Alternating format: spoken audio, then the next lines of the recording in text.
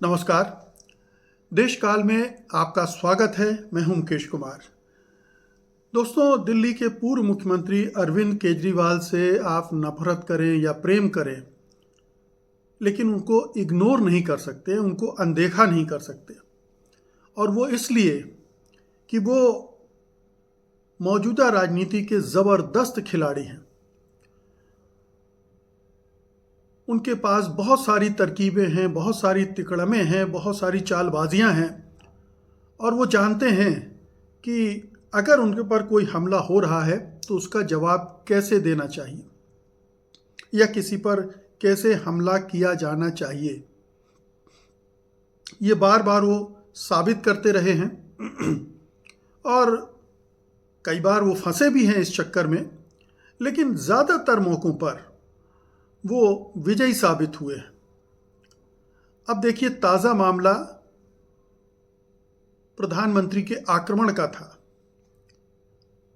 उन्होंने केजरीवाल पर आरोप लगाया कि उन्होंने, जब वो मुख्यमंत्री थे, तो अपने आवास पर अंधाधुंध खर्च किया, फिजूल खर्ची की, इस हद तक की कि जिसे अय्याशी कहा जा सके। उस घर का नाम उन्होंने शीश महल रख दिया।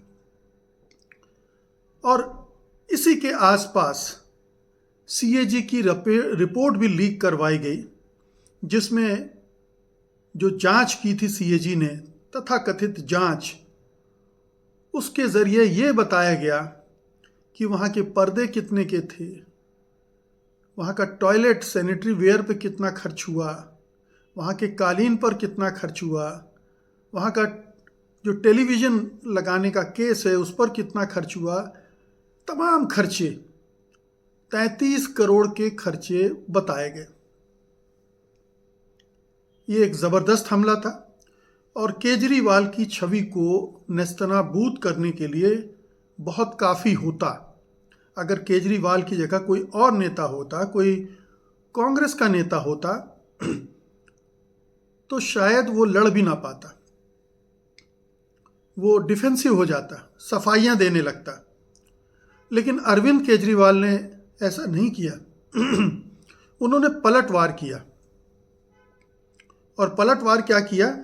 उन्होंने उस शीश महल के जवाब में राजमहल का एक नरेटिव करना शुरू कर दिया। सबसे पहले उनकी पार्टी ने, उनके प्रवक्ताओं ने, उनके नेताओं ने ये कहना शुरू किया कि प्रधानमंत्री के आवास पर कितना खर्च हुआ है या प्रधानमंत्री अपने ऊपर कितना खर्च कर रहे हैं। ये बताया गया कि उनका जो आवास है, जो बन रहा है, उस पर 2700 करोड़ रुपए खर्च किए जा रहे हैं। 2700 करोड़ रुपए। कहाँ 33 करोड़ रुपए शीश महल के लिए और कहाँ 2700 करोड़ रुपए राजमहल के लिए। इसके अलावा प्रधानमंत्री 8000 करोड़ के प्लेन पर चलते हैं, करोड़ों की कार पर बैठते हैं, सवारी करते हैं। उनके जूते, उनके चश्मे, उनकी कलम और उनके परिधान वगैरह वगैरह बहुत सारे वो तथ्य निकाल कर रख दिए। और अब तो और भी तथ्य निकाले जा रहे हैं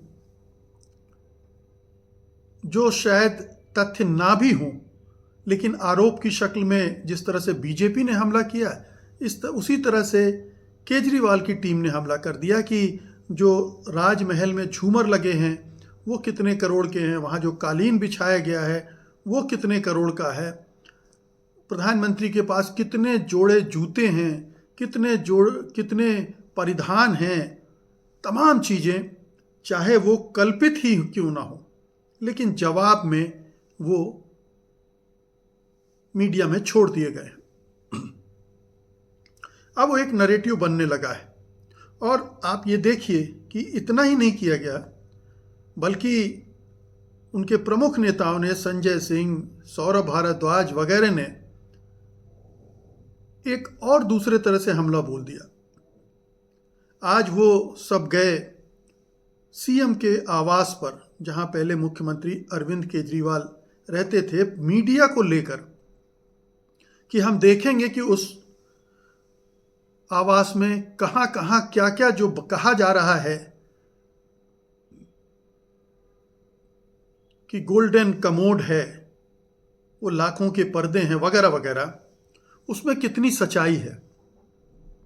और पूरा हंगामा खड़ा किया उन्होंने, उन्हें घुसने नहीं दिया गया।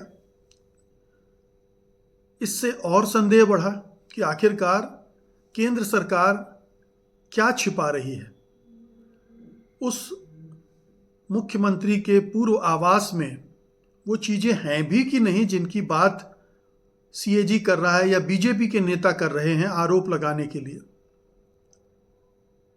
आखिरकार लोगों को देखने का मौका मिलना चाहिए सच्चाई क्या है। और संजय सिंह वगैरह मीडिया के साथ यही करने गए थे, लेकिन उन्हें करने नहीं दिया गया।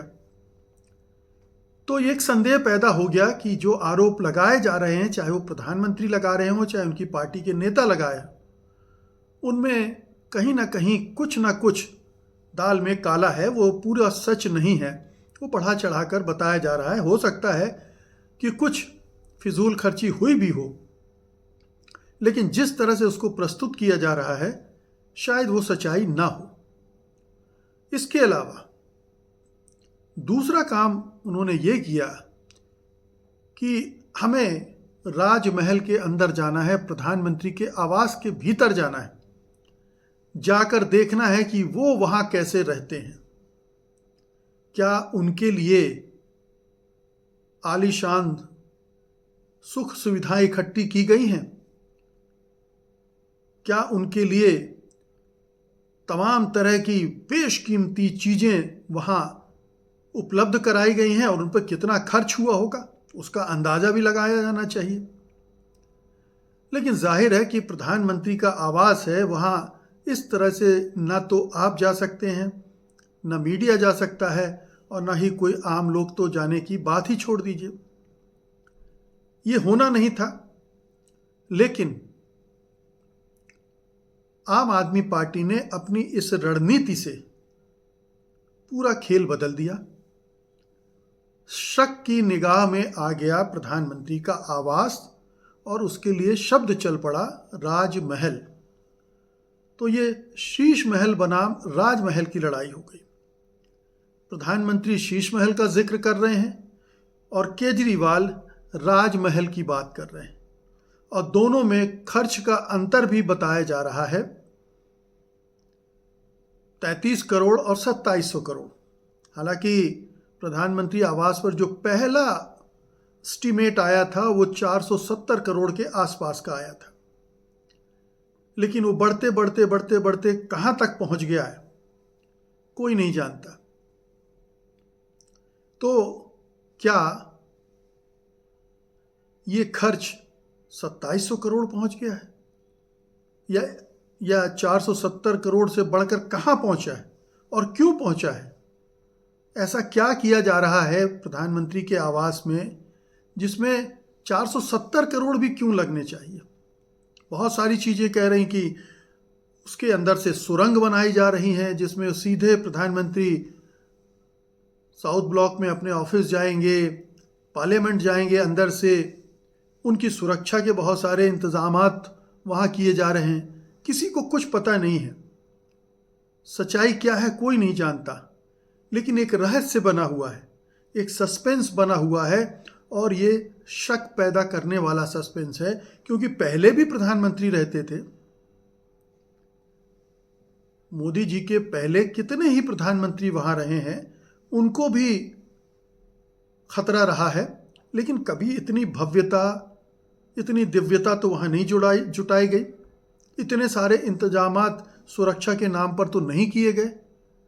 ये मोदी जी को ही क्यों जरूरत पड़ रही है? और ये पब्लिक मनी का दुरुपयोग नहीं है क्या? अगर केजरीवाल ने अपने आवास में खर्च किया है, पब्लिक मनी का दुरुपयोग किया है, तो प्रधानमंत्री उससे भी बड़े पैमाने पर कर रहे हैं, और वो भी आपत्तिजनक है। तो ये एक उलट वार जो था अरविंद केजरीवाल का, वो ज़बरदस्त तरीके से उन्होंने खेल दिया है। और इसका नतीजा क्या होगा ये तो आने वाला वक्त बताएगा, लेकिन ये मान लीजिए कि अब शीश महल वाला कार्ड जो प्रधानमंत्री ने फेंका था वो बेकार हो गया। वो बिल्कुल भी असर नहीं करेगा, केवल बीजेपी के नेताओं और कार्यकर्ताओं और समर्थकों तक ही वो चलेगा। जो केजरीवाल का अपना वोट बैंक है उस पर कोई असर नहीं पड़ने वाला है, क्योंकि वो वोट बैंक उन्होंने मुफ्त बिजली, मुफ्त पानी, अच्छी शिक्षा, मेडिकल की सुविधाएं, इन सब से बनाया है। महिलाओं के लिए 2100 रुपये माहवार देने की घोषणा, ये तमाम चीज़ें जो हैं वो उनके खाते में हैं। और उस पर अगर केजरीवाल पर इस तरह का कोई आरोप लगेगा, अगर उसमें कुछ हद तक सच्चाई भी होगी, तब भी वो वोट बैंक टूटेगा नहीं, इसको वो चिपकेगा नहीं केजरीवाल पर, उस पर भरोसा वो नहीं करेगा। भरोसा हो भी जाएगा अगर उसको कि केजरीवाल ने खर्च किया है, तो भी में वो वोट बैंक नहीं टूटेगा। Middle class, Hindu middle class पहले ही नहीं था केजरीवाल के साथ, और केजरीवाल ने बीजेपी का एक कार्ड पहले ही भोथरा कर रखा है। वो उनको हिंदू विरोधी नहीं कह सकती है, क्योंकि केजरीवाल बार बार अपने हिंदूपने को साबित करते रहते हैं, और अभी फिर कर दिया उन्होंने ग्रंथियों और पुजारियों को 18,000 रुपये प्रतिमाह वेतन देने की घोषणा कर दी। और आज ही बीजेपी के मंदिर प्रकोष्ठ के 100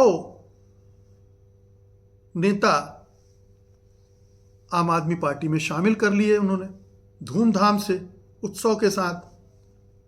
तो बीजेपी के पास अब वो कार्ड भी नहीं है, ये कार्ड भी नहीं है, भ्रष्टाचार वाला कार्ड भी नहीं चल रहा है। तो बीजेपी एक तरह से इशूलेस हो गई है, मुद्दा रहित हो गई, मुद्दा विहीन हो गई है। और वो केजरीवाल पर अब क्या, किस तरह से हमले करेगी, किस तरह से चुनाव की जो रणनीति है या चुनाव प्रचार की जो रणनीति है कैसे उसको आगे बढ़ाएगी, ये देखना गौरतलब है। क्या उसके तीर में, तर्कस में और कोई तीर है या यही थे? और अगर यही थे तो बेकार हो गए और केजरीवाल का रास्ता साफ हो गया। और केजरीवाल बीजेपी से कम नहीं है चुनावी रणनीति बनाने के मामले में। उन्होंने पूरी तैयारी पहले से कर रखी होगी, पहले से चुनाव प्रचार शुरू कर दिया, पहले से एजेंडा सेट कर दिया। अब बीजेपी के पास कुछ रह नहीं गया है, और कांग्रेस की बात करना तो बेकार है, वो कहीं दूर दूर तक नहीं है। तो आज की तारीख में केजरीवाल हर पार्टी पर और बीजेपी पर भी अच्छे खासे भारी पड़ रहे हैं। उनको बहुमत हासिल करने में कोई दिक्कत नहीं होगी, बशर्ते हरियाणा और महाराष्ट्र जैसा कुछ भयानक ना हो जाए या कर दिया जाए, कोई बड़ी धांधली, कोई ईवीएम का खेल, या अंदर खाने कोई वोटर का गणित बदल जाए तो और बात है। अन्यथा आज केजरीवाल और उनकी पार्टी दिल्ली चुनाव में विजय की तरफ बढ़ रही है। बहुत बहुत शुक्रिया आपका, धन्यवाद, नमस्कार।